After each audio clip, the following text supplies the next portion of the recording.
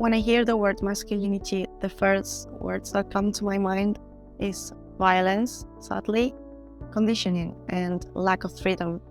I think I just remember my family, peers, and instructions, how to act, how to look, how to dress.